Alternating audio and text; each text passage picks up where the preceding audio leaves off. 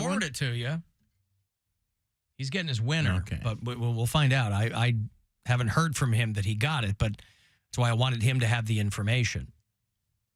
It's like a Thursday night in December, the 7th, And over at the Masonic. Masonic, okay. Yep. Where he will be, hopefully he'll be, I'd love to see him singled out. Enshrined. I'd love to see him enshrined. That's right. I'd love to see him be feted in all the ways that he wants to be. All of his dreams come true. It's an interesting venue for it.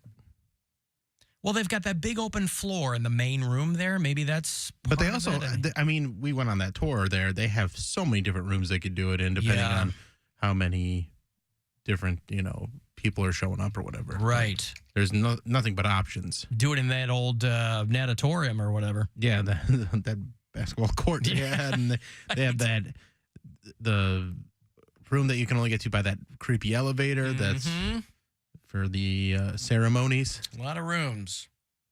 Al, did you hear they canceled the Stipe fight? I did see that. John Jones injured his pecs. So that Stipe fight was supposed to happen in a couple of weeks at Madison Square Garden. And they canceled it. Or they got to get, I don't know if they canceled it or if They'll probably have to postpone it and do it down the road. But does that mean that because this was going to be a huge deal. Yeah. Does that mean that they just get somebody else to fight Stipe, or does that mean that they cancel that fight? I think they'll probably cancel that fight. I think they want to save Stipe's next fight for John Jones. Like, that's a big one. Because John Jones is the heavyweight champion, yeah? I think so. But they might do an interim championship. You never know. Well, UFC 295 was set for November 11th at Madison Square Garden. And I just played you that Dana White clip earlier. He was on Hannity talking about, but more or less defending the UFC's new sponsorship, a massive, the biggest in their history with Bud Light. And Sean Hannity over there on Fox would go, what the? Dana White like, yeah, we're a business, dude. You know how Fox News is a business? I mean, you can't say Rich selling MAGA pillows, but UFC's in a different... so anyway, John Jones tore his pec during a practice session. Boy, that's the hard part, man, is staying healthy. You know, if you're a professional athlete, if you don't... Not getting hurt in a game or a match, that's great. And then you have to spend the rest of your time not getting hurt in between football games or in between basketball games. You got to spend all your time not getting hurt. That's why it's such an underrated accomplishment when they go, yeah, he's finishing up 15 seasons in the NFL. I mean, you get injured along the way, obviously, right, but not career-ending injuries. To avoid a career-ending, you look at a guy like Joe Thomas, our buddy Joe Thomas. When you get to go out in your own terms. And he was an Iron Man. Like, one of the things he's known for is how many plays he played in a row without missing a snap. Yeah. So, Poundcake, did you get the email about the Cleveland Scene Party? No, I didn't get any email. Because Bill said he didn't get one. I got one. Yeah. I didn't get it. Mary got one. Yeah. And then on my podcast, neither of them got one. Yeah. Well, I don't know. Could you imagine if Poundcake doesn't get one? That's fine. It's not fine. I don't want to be anywhere where I'm not. It's not fine. You'll be my +1, and I'm not even going. So you can be +2. Bill was kind enough to get me one of those peanut butter pumpkins. Yeah. Where did this come from? Tracy's desk? No, I went to CVS because I had to get a lidocaine patch for my back. Oh, boy.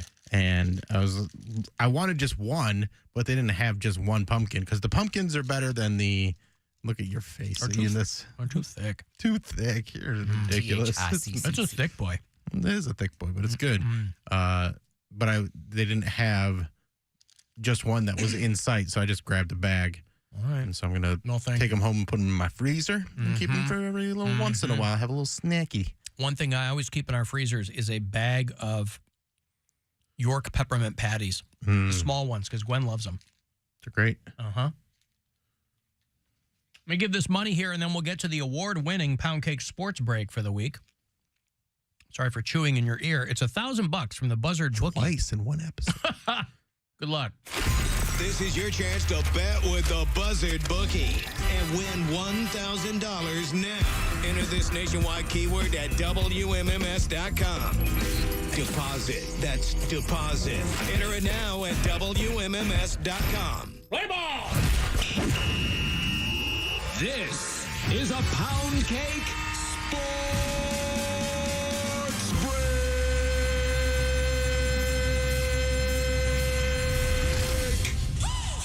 In the headlines today, ooh-wee, I've been sitting on this one for a couple of days. That's probably why I'm sore. Kim Kardashian released her new line of Skims for Men, and she did not disappoint. The line features Nick Bosa, Shea Gilgeous-Alexander, and Neymar Jr. as the faces of the campaign. And not to turn this into a commercial for the brand, but I did happen to order a pair. Did you know that the briefs are made with anti-chafe technology? Which is perfect, because that's exactly what I need after looking at these drool-worthy photos. That Kim Kardashian is a genius. There's a reason why she's a billionaire. Also, once you screw over someone who's publicly beloved, you'll never live it down. Just ask Justin Timberlake. But today, I'm talking about Gerard Piqué. He's a soccer player and currently plays for the FC Barcelona. I feel like he's more commonly known in the States as Shakira's soon-to-be ex-husband. The couple split in June of last year due to rumors of Piqué's infidelity. And I don't think fans are quite over it yet, because from the tweets I've seen of his latest incident where they were saying he's getting his incoming karma after he fell off stage at a jersey signing event, you guys can take a look here.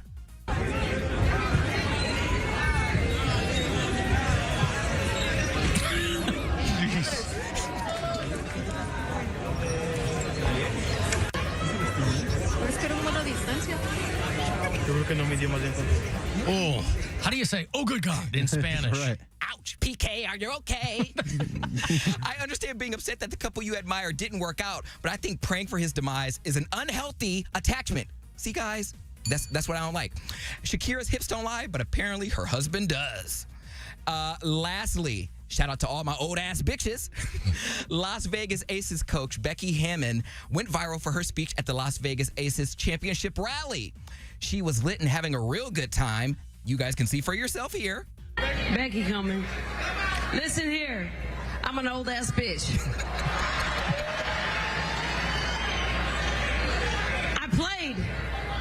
I played against all the goats. Oh, I'm gonna put it out there. This gonna be the goat of the goats.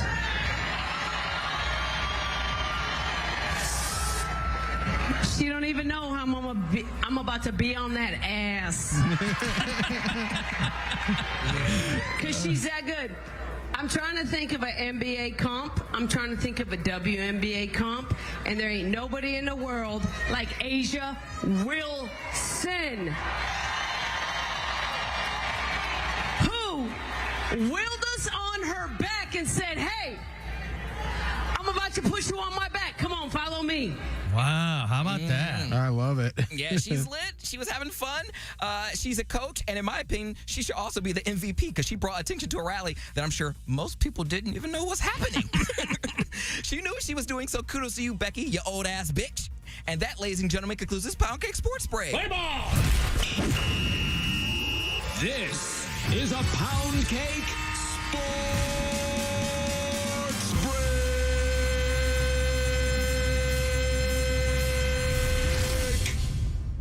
With all due respect, she didn't play against the GOATs. I mean, I'm not fighting that battle. I don't know. Becky Hammon. I'm not educated enough to know this is basketball, right? I think the GOAT. Wait, what? What's the Aces? You don't even know the team you were just talking You about. don't know what sport? You just did the Poundcake Sports Break, and a hell of a job, by the way. You don't know what team the Las Vegas Aces are? Basketball. Yes, of course. I said basketball. Well, Right, you but said basketball with a question mark. Question mark, yeah. But that doesn't You're like, mean help you. basketball? She was an assistant coach for the Spurs. Becky Hammon was a big deal. When she was a player, she was in the WNBA. She played for a couple of Moscow teams because back then, we've talked about it, those girls had to play all year long just to make money. She became a Russian citizen. Like Becky Hammon is, I don't know if her family's from Sleeper Russia. cell. What's that? Sleeper cell. Yeah, right? I don't know if her family's Russian. She's like from South Dakota. She's, born here, whatever. But, I mean, the GOATs in basketball are considered to be the men, unless it's just implied that she means the GOATs in the WNBA. I think she means the GOATs in the WNBA. Okay. Well, then fair enough. She played for the New York Liberty. She played for the San Antonio Stars. I think that's probably where the Spurs got wind of her, because just in between, she was playing for Russian basketball teams. But she went to Colorado State and was a superstar. And she ain't even 50 yet. No good. You said Liberty's in New York? I thought it was in Vermilion, Parma Heights. The New York Liberty. Yeah, I love that. All right, guys, because that's what you want. Yeah, they're celebrating. They're the first team to win back-to-back WNBA championships, which, people might roll their eyes, but back-to-back championships in any professional league is no small thing. Mm-hmm. Especially to be the first to do it. Yeah. I mean, the league's been around for 30 years, and this is the first time it's happened? That's crazy. Yeah. Has it been 30 years yet? Close to. Yeah, about that. I mean, Greg Popovich got ejected from a game, and she took over. And she's got bona fides. Yeah. So that's when the Aces were like, yeah, that's... And the first Russian head coach in WNBA history, because she has dual citizenship. She's a Russian citizen. So I hope she keeps her head on a swivel. Because, you don't want to end up getting black bagged as you're coming out of a game for saying the wrong thing. But that's what you want to see. Was LT Flickerstick when the Cavaliers won the championship? Was he the guy? No. Who was the Tyronn coach Lue. then? Tyronn Lue. Was he lit up at the? Was he like, hey, everybody? I mean, I'm Tyronn. He was definitely effing Lue. I don't think he gave much of a speech, but I think he was pretty drunk. I think they all were. They were drinking all day. They should be. Because I remember LeBron giving the speech, and he was talking about Mozgov being a big MFer, and he was swearing like crazy, and they had it on NBC.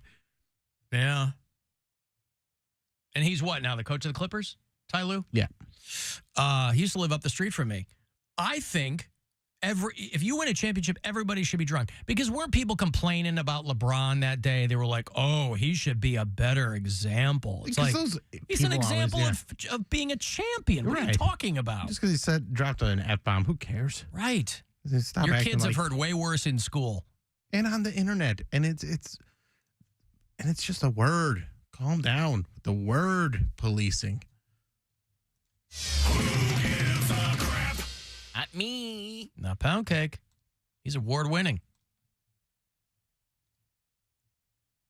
Poundcake needs to be enshrined with one of those Fred Flintstone water buffalo hats. Remember when Fred Flintstone was in the water buffalo? It was like the Elks Lodge. If you remember the Flintstones, he was like part of a... that's where Grand Poobah came from, right? You ever hear somebody called the Grand Poobah? I like that phrase. It was on the Flintstones. That was like the guy who was at the top of the water buffaloes. If you watched Happy Days, I think they called, Richie Cunningham's dad was but yeah, one of those giant, it almost looked like Cossack hats with like the horns coming out of them. The Loyal Order of the Water Buffaloes.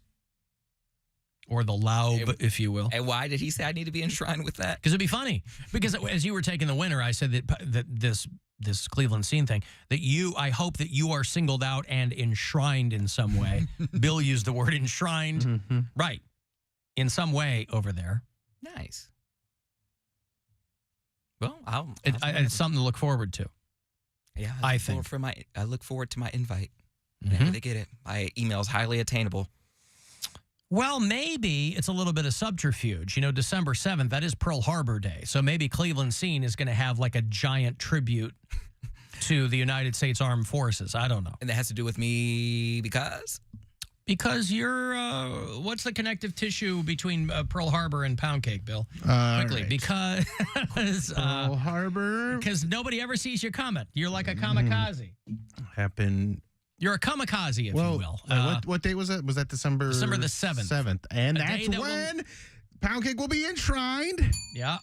as the Cleveland's best sports talker. A day that will live in infamy. Another day that will live in infamy. Another day that will live. Arguably more upsetting to some people. Wow. I said arguably. And to some people. Another day that will live in infamy. Here at the Masonic Temple. Where's Cody Brown? Is he back there? Where's Poundcake? I'm right here. Hey, come on up here. I've got a giant water buffalo hat for you, and we're going to stuff you inside of it. Okay, but I didn't get an invite here. Just to let you know. Oh, then get the hell out of here. But no, Nope, sorry. Get the hell out of here. All right, we'll see you later. Bye. All right. I got a break. If you want to send a text for anything, 35192, AlanCoxShow.com is where you'll see pictures